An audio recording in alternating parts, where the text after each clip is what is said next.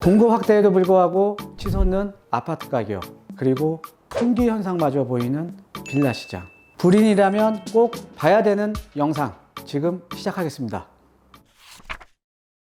네, 안녕하세요. 드림몬스터 투자연구소 정창래입니다. 자, 제가 한 몇 주 쉬었죠? 예, 몇 주 쉬었는데, 그동안 제 나름대로 좀 안식월을 가졌습니다. 예, 안식월을 가졌는데, 뭐 댓글로 이렇게 뭐 제 건강 걱정해 주시는 분들도 보이시고요. 예, 감사합니다. 예, 여러분들의 애정 어린 관심, 예, 정말 감사합니다. 예, 그래서 한 2, 3주 됐나요? 예, 2, 3주 만에 제가 이제 영상 하나 이제 올려드리는데, 최근에 보면은 뭐 이제 빌라 가격 계속 올라가고요. 예, 그죠? 예, 아파트에 이어서 빌라 가격 계속 올라가고, 그 다음에 지금 뭐 역세권 개발이라던가 아니면은 뭐 이제 공공 재개발이라던가 이런 그 공급 확대 대책에도 불구하고 계속 아파트 가격은 올라가고 있죠. 예, 그런데 지금 최근에 이제 제가 이제 상담 문의를 보니까 뭐 빌라 시장은 어떻게 봐야 되냐. 빌라 시장. 특히 우리 그 부동산 그 초보분들 있죠. 예, 원래 뭐 요즘은 이렇게 불인이라고 하더라고요. 불인이. 저도 처음에 이거 불인이가 이게 무슨 뜻인가 제가 인터넷 찾아봤어요. 그러니까 저도 약간 좀 이제 좀 나이가 있어서, 예, 그러니까 이게 뭐 부동산 어린이라고 하더라고요. 예, 어린이. 예.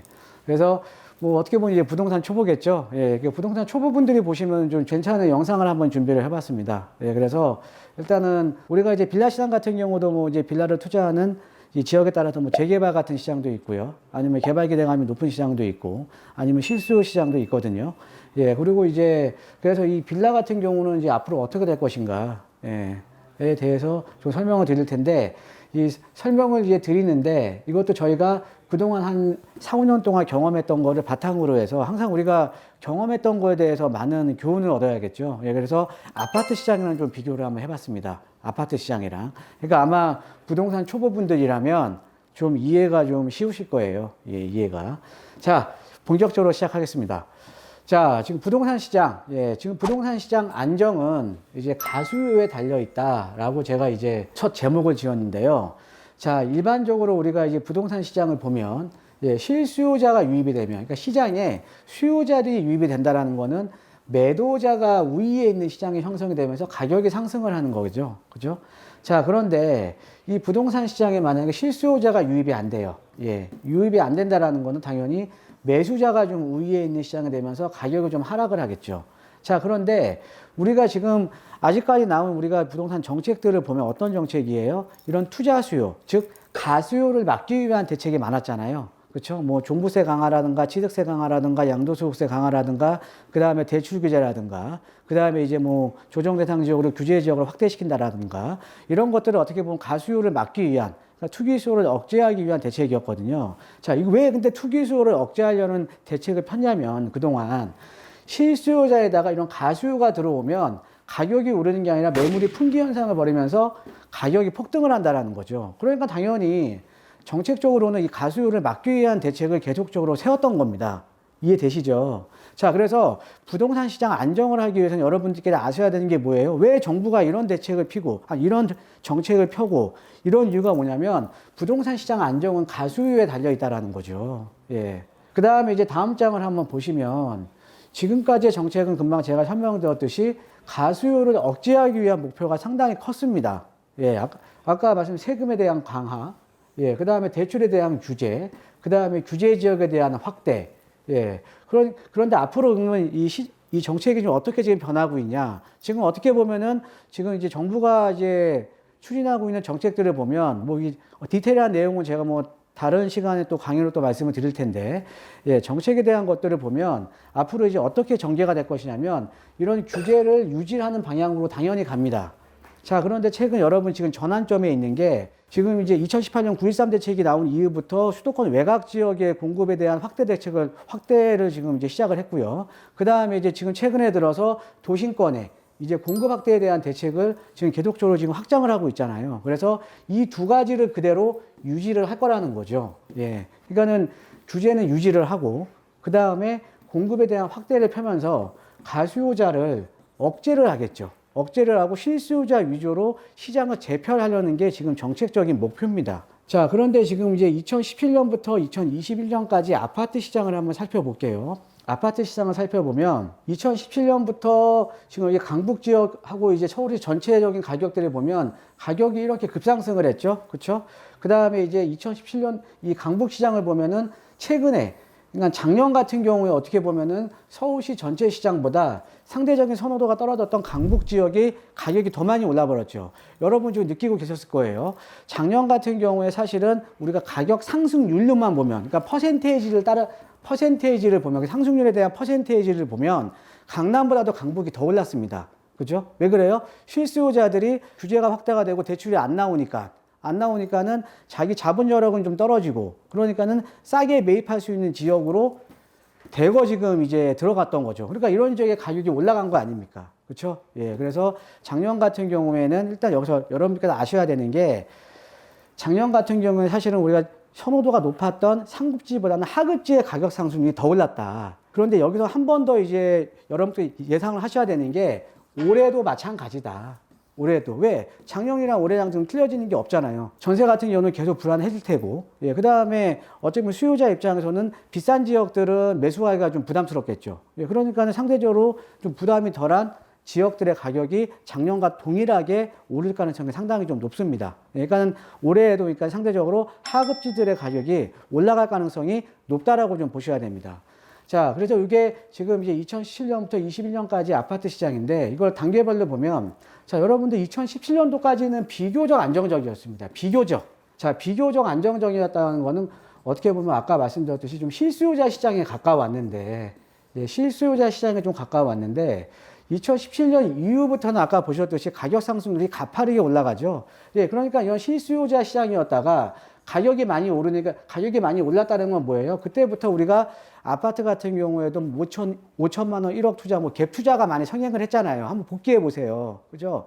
5천만 원 투자, 1억 투자, 갭 투자들이 많이 성행을 했거든요. 그러니까는 가수요가 들어왔다라는 거죠. 가수요가. 자, 그래서 실수요자 시장에서 가수요들이 들어오면서 지금 이 가격이 지금 많이 상승을 했던 겁니다. 그러니까 우리가 아까 말씀드렸듯이 정책적인 목표는, 현재 정부의 정책적인 목표는 가수요를 억제하려는 데 있다라는 거죠. 자, 근데 이런 것들을 한번 보면 빌라 시장하고 한번 대입을 해볼게요. 빌라 시장. 자, 우리가 빌라라는 건 뭐냐? 먼저 빌라에 대한 정의를 한번 내려드리면, 아파트의 대체제죠. 예, 뭐 대체제일 수도 있고, 약간 또 보완제일 수도 있고, 약간 또 대체제의 정의와 보완제의 정의가 조금 틀리지만 어떻게 보면 아파트가 가격이 높다 보니까 대체제로서 빌라를 많이 선택을 하는 거잖아요. 그렇죠? 예, 그래서 아파트의 대체제로서의 역할을 하는 게 빌라, 즉 다세대 시장이다 라고 이제 보시면 되고요. 예, 빌라의 가장 큰 단점이 뭡니까? 상대적으로 아파트에 비해서 황금성이 떨어지는 거, 우리 부동산 초보 여러분들 다 아시고 계시는 거죠. 그죠? 예, 상대적으로 황금성이 떨어진다라는 거죠. 자, 거기에다가 개발 시장이나 이런 데, 그러니까 뭐 재개발 지역이라든가 이런 데는 최근에 빌라도 엄청나게 올랐죠. 많이 올랐습니다. 근데 이런 지역이 아니면 가격 상승률이 우리가 아주 높지는 않다라는 건 여러분들 알고 계시잖아요. 그죠? 그러니까 이 빌라에 대한 정의를 내리면 이 세 가지예요. 아파트의 대체제 역할을 한다. 그 다음에 황금성이 좀 떨어진다. 그 다음에 재개발이나 이런 지역에 비해서는 좀 가격 상승률이 낮다 라고 이제 보시면 되거든요. 자, 그런데 빌라 시장을 이제 보시면, 자, 아파트 가격이 상승을 하다 보니까 이 빌라 시장 쪽으로 지금 실수요자들이 얼마 전부터 계속적으로 들어오고 있는 겁니다. 아까 제가 서두에 말씀드렸듯이 강북의 아파트 가격이 더 많이 오른 이유랑 똑같죠. 그렇죠? 예. 그러니까 상대적으로 자금 부담이 덜한 지역으로 지금 수요자가 유입이 되는 거잖아요. 그렇죠? 그러니까 빌라 시장도 마찬가지라는 거죠. 빌라 시장 같은 경우도 아파트 가격이 상승을 하다 보니까 상대적으로 자금 부담이 덜한 빌라 시장 쪽으로 지금 수요자들이 계속적으로 지금 들어오고 있다는 거예요. 자, 거기에다가 최근에 여러분들 많이 들었던 공공 재개발이라던가, 최근에 많이 나오고 있는 역세권 개발이라던가, 이런 이제 호재들이 이제 많이 있으면서 이런 개발 기대감이 큰 지역을 중심으로 해서 가수요, 즉 누가 들어와요? 투자자들이 들어오고 있다는 거죠. 투자자들이. 즉 실수요자 플러스 투자 수요. 아까 우리가 아파트 제가 설명드렸을 때 똑같은 지금 조건이죠. 그렇죠? 수요자와 지금 가수요가 들어오고 있는 거예요. 즉 실수요와 가수요가 들어오고 있다는 거죠. 자, 그런데 중요한 거는 여기에 제가 정부 수요라고 얘기를 했어요. 정부 수요. 이게 뭘까요? 정부 수요. 자, 여러분들 작년에 7월 달에 임대차법 통과 이후에 전세가가 많이 상승을 하면서 정부에서 지난 연말 정도에 대책을 내놨죠. 어떤 대책을 내놨습니까? 서울의 전세가가 너무 많이 오르다 보니까 서울 도심에 있는 다세대 주택, 신규 다세대 주택을 매입을 해서 임대주택으로 공급을 하겠다. 그래서 매입 평균 가격도 상당히 높여서 서울은 땅값이 비싸니까 빌라 가격도 높잖아요. 그죠? 그러면서 이제 평균 가격도, 그러니까 매입가도 상당히 높여주고, 그러니까는 서울에서 신규로 공급되는 양 중에 일정 부분을 매입을 한다라고 얘기를 했잖아요. 그러니까 지금 어떤 거냐. 서울은 지금 실수요자, 가수요자, 거기다가 정부 수요까지 유입이 된다라는 거죠. 이 빌라 시장에. 자, 그러면 우리가 간단하게 생각해 볼 수 있는 문제가 이 수요만큼 충분히 공급이 되면 가격이 많이 안 오르겠죠. 그렇죠? 수요만큼 공급만 되면 되는 거 아닙니까? 그런데 중요한 거는 수요만큼 공급이 안 돼 버리는 거예요. 왜 안 되냐? 를 제가 설명을 들어드릴게요. 자, 지금 이 도표를 보시면요. 도표를 보시면, 자, 서울의 다세대 주택 인허가 실적입니다. 다세대 주택. 예, 그러면은 2016년, 그러니까 주황색만 보시면 될 것 같아요. 요거는 전체 이제 공급량이고요. 주황색만 보시면 다세대 주택들이 2016년도에 4만 5천 가구, 2017년도에 3만 2천 가구, 2018년도에 2만 8천 가구, 그 다음에 그러니까 점점 줄어들고 있네요. 그렇죠? 그러니까 우상향 곡선이 그려지는 게 아니라 지금 어떻게 보면 우하향 곡선이 그려지죠. 자, 그런데 아파트 가격은 계속 오르다 보니까 빌라 수요는 계속 늘어나는 거 아닙니까? 빌라 수요는. 그럼 수요가 늘어나면 공급이 많아져야 되는데 반대로 수요는 많이 늘어나는데 공급이 적어지잖아요. 왜 그럴까요, 여러분? 서울에 이런 다세대 주택으로 공급을 하려면 가장 중요한 게 땅이, 토지가 필요합니다. 토지가 확보가 돼야 되죠. 자, 그런데 우리가 다세대 주택을 공급을 하기 위해서는 토지를 확보를 해야 되는데 이 토지들이 대부분 뭐예요? 다가구라던가 단독주택이잖아요. 이거 허물곳이잖아요. 그죠? 자, 그런데 이런 점점 서울이라는 거는 신규로 이런 다가구 단독이 공급이 안 되잖아요. 그러니까 땅은 딱 고정되어 있는 거죠. 땅의 총 수량은 고정되어 있는데 신축을 하면 할수록 신축을 할 수 있는 부지가 점점 줄어들죠. 그렇죠? 신축을 할 수 있는 부지가 점점 줄어들어 버리니까 수요가 늘어난다고 해서 공급을 늘릴 수가 없는 거죠. 공급을 늘릴 수가. 이해되십니까? 그러니까 이게 서울 같은 지역은 항상 이렇습니다. 그러니까 우리가 똑같은 거잖아요. 서울에 지금 재개발이라던가 재건축을 통해서 주택 공급을 해줘야 되는데 사실은 서울에 재개발, 재건축할 때가 지금 점점 줄어드는 거니까 신규 아파트 공급이 줄어드는 거랑 똑같은 거죠. 그죠? 예. 그러니까 우리가 여러분이 여기서 좀 아셔야 되는 게 부동산이라는 거는 항상 상대적인 희소성이 높은 지역에 베팅을 해야 되는 거예요. 베팅을. 그러니까 절대적으로 보면은 공급은 줄어들 수밖에 없다라는 구조죠. 그러니까 빌라마저도. 근데 여기 아까 아파트 시장과 똑같게 실수요 플러스 가수요에다가 지금 정부 수요까지 유입이 된다라는 거는 어때요? 물량이 더 줄어들 수밖에 없고 상대적인 희소성은 더 높아질 수밖에 없는 거죠. 그래서 제가 봤을 때는 지금 올해 같은 경우에 빌라에 대한 상승폭이 물론 지역적인 편차는 있겠죠. 당연히. 지역적인 편차는 있을 텐데 빌라에 대한 상승폭이 좀 상당히 작년하고 비교하면 상당히 좀 높을 걸로 좀 예상이 됩니다. 예, 그렇게 한번 보시면 될 것 같고요. 자, 그러면 우리 부동산 어린이가 알아야 되는, 불인이가 알아야 되는 빌라 투자에 대한 4원칙. 예, 이것만, 그러니까 지금 뭐 소액으로 뭐라도 좀 사놓으실 분들이나 그런 분들은 이거에 대한 원칙은 좀 아시고 투자를 하셔야 될 것 같습니다. 첫 번째, 자, 우리가 부동산은 가장 중요한, 부동산이라는 재화 자체는 다른 덩어리에 비해서 황금성이 좀 떨어지죠. 덩어리가 무거우니까. 근데 우리가 아파트에 비해서 다세대 같은 경우는 더 황금성이 약간 떨어지잖아요. 그죠? 자, 그럼 당연히 황금성이 좋은 입지에 매입을 해야죠. 황금성이 좋은 데다가 잘 팔리는 지역, 그죠? 지역적인 선호도가 높은 지역에 매입을 해야 되는 거는 당연한 거죠. 그죠? 예. 자, 그 다음에, 자, 아까 제가 말씀드렸듯이 아파트를 못 사니까는 다세대 주택으로 수요가 유입되다 보니까 그럼 가격이 더 많이 오르는 지역은 어디예요? 인근 지역의 아파트 가격과 다세대의 가격 차이가 큰 지역들, 즉, 아파트 가격이 높은 지역이 그만큼 상대적으로 수요자가 많으니까 황금성이 좋은 지역인 겁니다. 예, 그러니까는 이걸 꼭 명심하셔야 되는 거고요. 예. 어렵지 않습니다, 여러분. 예. 자, 그 다음에 최근에 이제 공공재개발이라던가 역세권 개발이라던가 이런 얘기들이 많이 드는데 서울 같은 경우는 뭐예요? 아까 말씀드렸듯이 땅이 한정적이기 때문에 신규 아파트를 공급을 하려면 어쩔 수 없이 재개발이나 재건축 해줘야 되는 거예요. 자, 최근에 보면 우리가 재건축도 보면 그렇게 재건축 초과이익 환수제에다가 2년 거주 요건 들어가고 분양가 상한제에다가 이렇게 여러 가지 규제에도 불구하고 안 떨어지는 이유가 뭐예요? 새 아파트가 될 수밖에 없다. 재건축 할 수밖에 없다라는 믿음이 있기 때문에 그런 거거든요. 자, 그러니까 서울 같은 경우는 이런 노후된 지역들도 개발 기대감이 있는 지역들, 노후된 지역들은 개발을 할 수밖에 없다라는 거죠. 즉, 상대적으로 개발 기대감이 있는 지역에 투자를 하셔야 되는 거고요. 자, 그 다음에 오랜만에 제가 한번 얘기합니다. 특히 우리 방송 최근에 보셨던 분은 처음 들으실 거예요. 예, 무임승차. 예. 여러분, 우리가 부동산 투자할 때는요, 여러분, 프리라이더가 돼야 돼요. 프리라이더. 예. 즉, 무임승차자가 돼야 됩니다. 무임승차가 뭡니까? 나는 가만히 있는데 내 집 앞에 도로가 뚫려요. 내 집 옆에 공원이 생겨요. 우리 집 앞으로 지하철이 생깁니다. 자, 그럼 나는 다른 분들이 낸 세금으로 내 주변이 좋아지는 거죠. 그게 바로 무임승차하는 거잖아요. 그렇죠? 그럼 무임승차를 하려면 어떤 지역에 하셔야 돼요? 여러분들 요즘은 워낙 정보가 많이 있기 때문에 이런 개발 호재가 많은 지역에 들어가시면 되는 거 아닙니까? 개발 호재가. 그렇죠? 자, 개발 호재가 많다라는 거는 그 지역에 무임승차를 할 수 있는 지역이라는 거죠.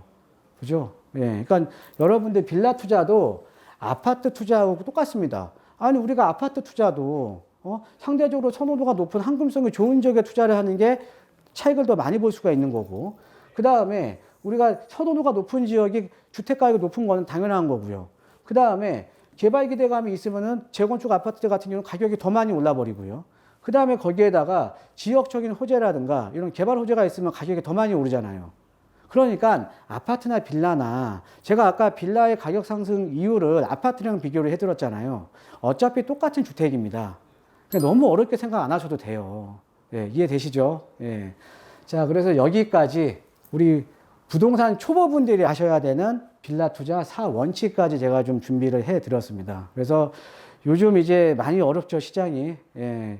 지금 뭐 서울 쪽에 투자를 하고 싶어도 예전에 지금 아파트 뭐 갭 투자 사실 2, 3억 정도도 사실 찾기 어렵잖아요.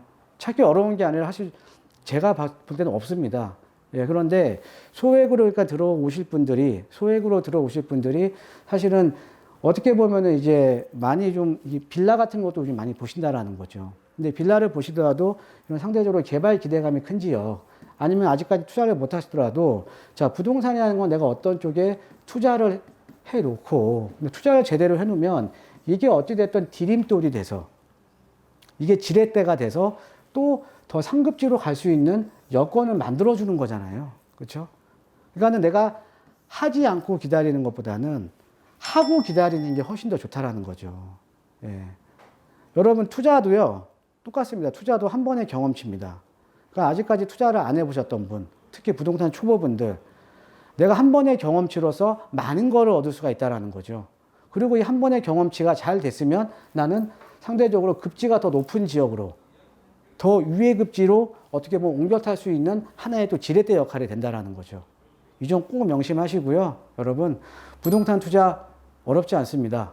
예, 어렵지 않고요. 예, 여러분 항상 상식적으로 생각을 하시면 됩니다. 예, 그래서 오늘은 여기까지 하겠습니다. 여러분 항상 건강하시고요. 그래도 요즘은 날씨가 많이 좀 풀려서 그나마 좀 야외 활동하기가 좋은데 그래도 여러분 조심하셔야지 아직은. 예. 요즘 1년 전 상황하고 지금 많이 바뀌어서 예, 많이 이제 스트레스 많이 받으실 텐데 조금만 더 참으시죠. 예, 항상 건강하시기를 진심으로 기원하겠습니다. 감사합니다.